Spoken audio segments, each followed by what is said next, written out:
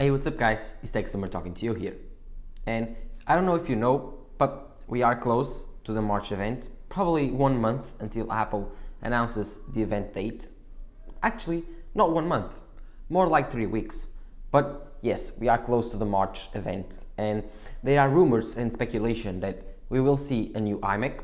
This iMac will come with the M1 Pro and M1 Max chip, and it will have 27 inches, but it won't be an iMac Pro. More like the M1 iMac 24-inch when Apple released the M1 chip first with the iMac. So again, it will be a redesign, but it will be more like a consumer-focused design than a prosumer-focused design. And one thing, it won't have mini LED.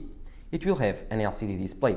Or actually, I think it will have mini LED, but if we see a mini LED, then I don't know if we will see 120 Hz ProMotion displays, but the likability of it having a mini LED ProMotion display is very, very low. So I'm expecting a 27-inch LCD display like the M1 iMac, but there's also a likability that Apple will put the mini LED display because they want to replace all of their LCD displays in their lineups with mini LED. So there's a possibility that Apple uses mini LED, but I think that they're using these ProMotion mini LED displays that we have on the MacBook Pros, the newer ones, it's very unlikely because they will release the iMac Pro, and in my opinion they need to have differentiating factors for this Mac Pro lineup, and one of those being the Pro display, like having a mini LED ProMotion display. So yeah, in this video I will compare my M1 Max MacBook Pro that I have here, yes, this big ass computer that I have here, and should you buy this one right now? Should you buy this lineup of MacBook Pros, the M1 Pro, the M1 Max MacBook Pros, the newer ones that came out in October, or we are so close to the March event, should you wait for the M1 Pro and M1 Max iMac? Because the processors will be the same. This is my M1 Max MacBook Pro with 32 GPU core. It has a 32 gigabytes of memory and 1 terabyte of storage. So it costs me around 35K. But should you wait and buy the iMac for this type of money, or should you just simply buy one of those right now if you need a Pro machine at this time? Now, maybe that you are undecided, should you buy the M1 Max and spend a little bit more money, but you need it to be portable, or should you save a little bit more money and go for the iMac? Well, in this video I will tell you all about it, the differences between these and the expected and rumored iMac to come in this event, and of course, should you wait for the real iMac Pro, which will be in around WWDC time announced, and it will be probably coming during the summer.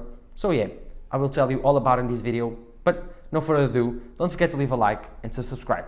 But like I told you, roll the intro.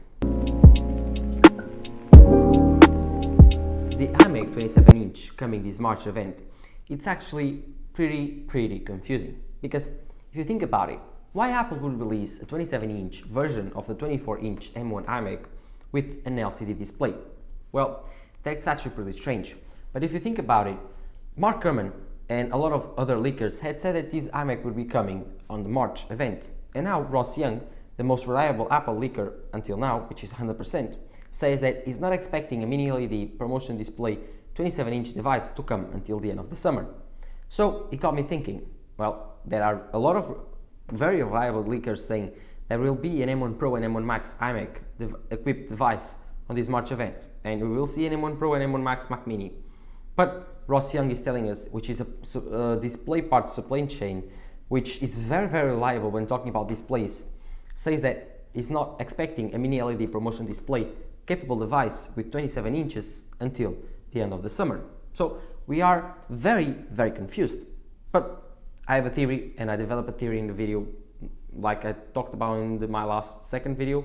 It was about the fact that yes, Apple will release two iMacs, an iMac on this March event. We will have a 27-inch consumer type design with the white bezels, big chin, and an LCD display. That's why Ross Young is not seeing a mini LED display coming.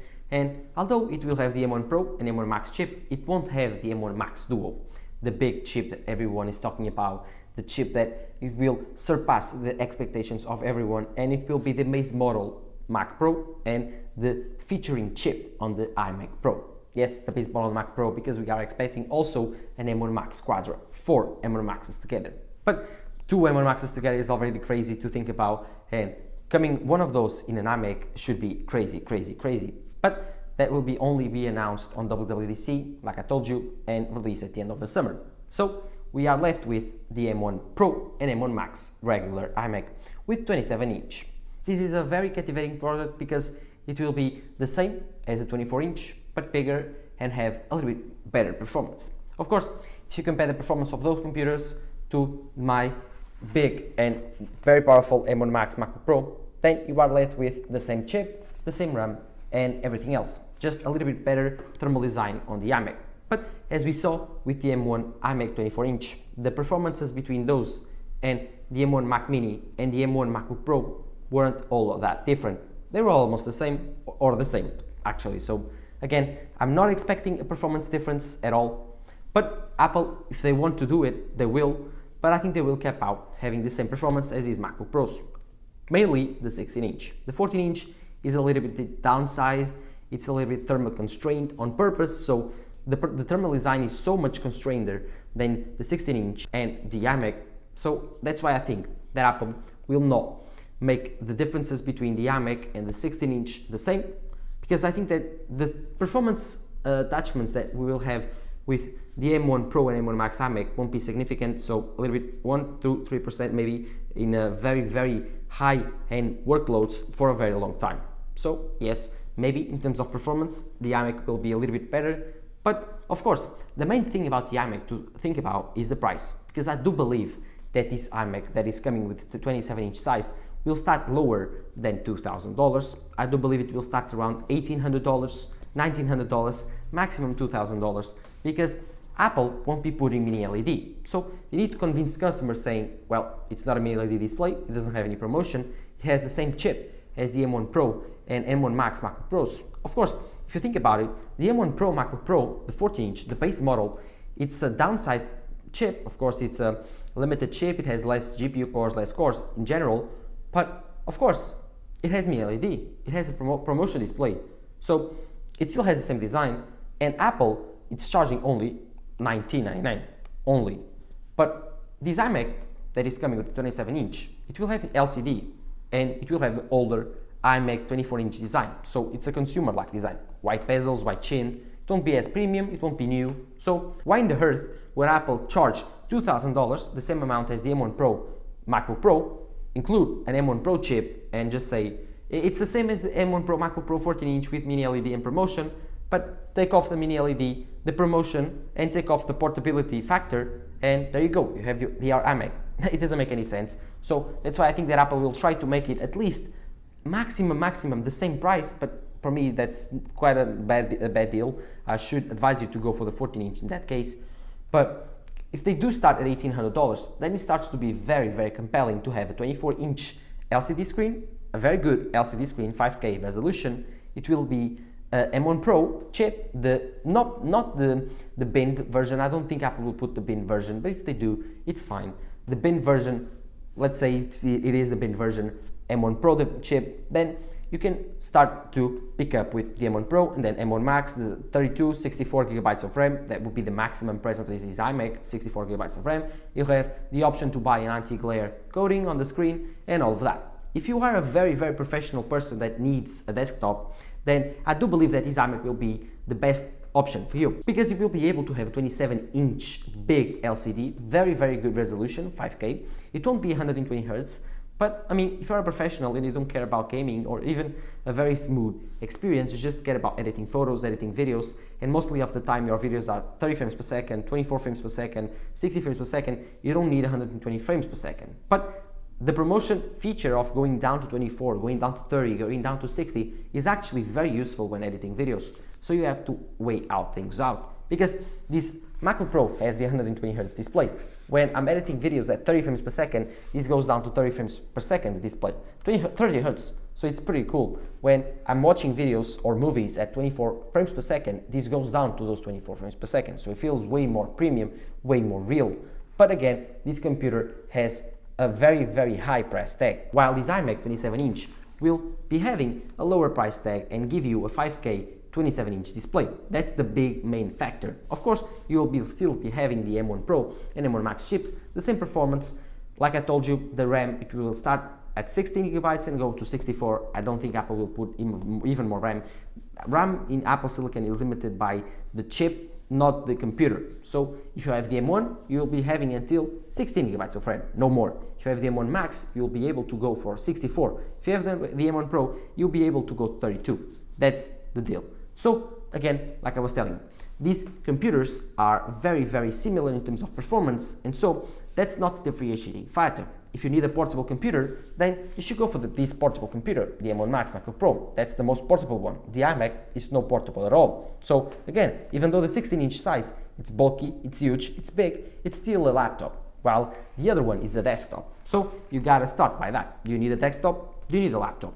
If you aren't sure, then you go into the next category, which is, which display do you prefer? Do you prefer a 16-inch display with mini LED and ProMotion, which is unbelievably good? It's the best display I've looked at. Or do you prefer a big display, a 27-inch display, and you really don't care about resolution or mini LED or OLED-like technologies or even ProMotion or high refresh rates?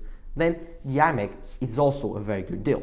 I mean, there's a lot of people that prefer having a big screen so they can work with, because they like to work on big screens, or because they see bad, or because they want to have 2, 3, 4 windows open at the same time, and they really do need a big screen. And if they do go for this laptop, they will have to spend a little bit extra money on an external monitor. And I do have a video talking about the external monitor experience with this MacBook Pro 16-inch, and let me tell you, it's not that great, because any monitor that you buy that is not the Pro Display XDR won't be matching the specs of the screen, and they look bad, so you'll be ending up using this 16-inch display either way. So yes, of course, you will want to spend the extra money if you want a big screen and you want this portable computer. You'll be ending up spending tons more money. But the iMac, it's the more affordable version for that. You can get a big screen, you can get the M1 Pro and M1 Max chip, and you can get an amazing 5K panel. But you don't get the ProMotion or mini LED displays. Those are the downsides of the iMac, contrary to the MacBook Pro, which has the mini LED, the ProMotion, the amazing keyboard, the amazing trackpad, and of course the amazing I/O. I do believe that this iMac won't have the best I/O ever, because I do believe it will be having only 3 Thunderbolt 3 ports and 1 USB-C. Like the 24-inch iMac with the M1 only had 2 Thunderbolt ports and 2 USB-C ports, while the MacBook Pro has, of course, the USB-C 3 ones, and it has a MagSafe, an headphone jack, an SD card slot, and an HDMI, which is way better than the current M1 iMac 24-inch and my expected iMac 27-inch I/O. Because yes, I do believe that the 27-inch iMac will be a blown up size of the 24 that we have right now, and it will be having the M1 Pro and M1 Max. So that's the recipe for the iMac. And the one thing that I tell you about this MacBook Pro is the I/O is amazing, the design is amazing, the build quality is amazing, the portability is good, could be better, and display, it's the best in the business. So yes, I'm not talking about the performance, because the performance is the variable that doesn't change in this equation, so you can take it off. It doesn't make any differences if you choose the M1 Pro and M1 Max MacBook Pros. If you choose the M1 Pro and M1 Max iMac, I mean, you will have the same performance, so don't really care about that. If you really need more performance, go for the iMac Pro. That's the expected computer for WWDC 2022, or even the Mac Pro. But in this video, we are focusing on the MacBook Pros and the regular iMac. So yeah, like I was telling you, go for the M1 Pro, M1 Max iMac if you do want the bigger display and you don't really care about refresh rates and mini LED technologies. But I have to advise you, the mini LED display in this computer is really good. And if you want to surpass that so you can get a 27-inch, just go to the store and compare them both and see if the 16-inch size is enough for you.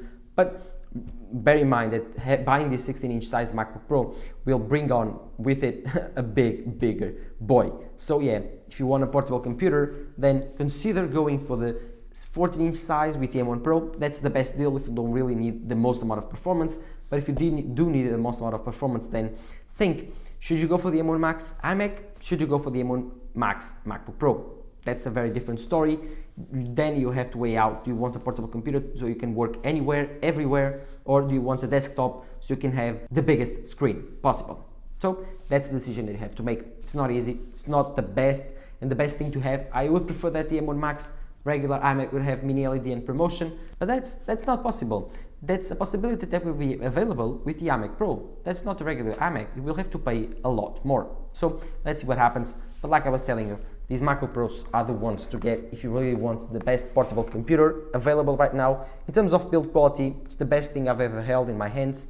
And yes, finally, to end this video, should you spend a little bit extra money on these MacBook Pros, because I do think that the iMac will be cheaper? Well, we'll have to see. If the iMac is end up being cheaper, then yes, you should. I think you should still spend the MacBook Pro money, because although the iMac will be having a bigger size display, this display is better in terms of quality.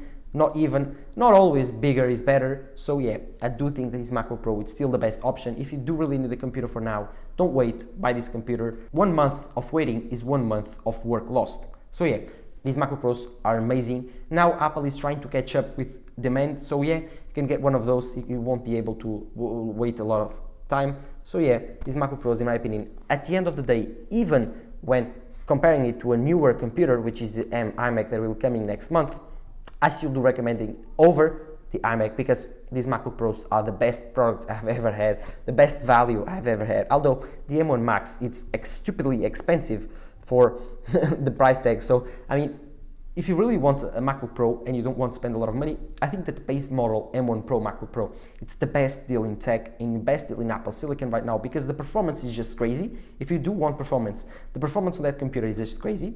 The display is the best, the keyboard is the best, the design is the best, the I/O is the best. I mean, there's nothing wrong with that computer. The battery life is just stupidly insane. So yeah, like I was telling you, go for the MacBook Pros if you are in doubt. If you really have your mind set in going for an iMac, then wait an extra month and see what we will be seeing. But like I was telling you, I mean, the iMac is a very cool device, but I think that the future is portable computers, or even the iPad.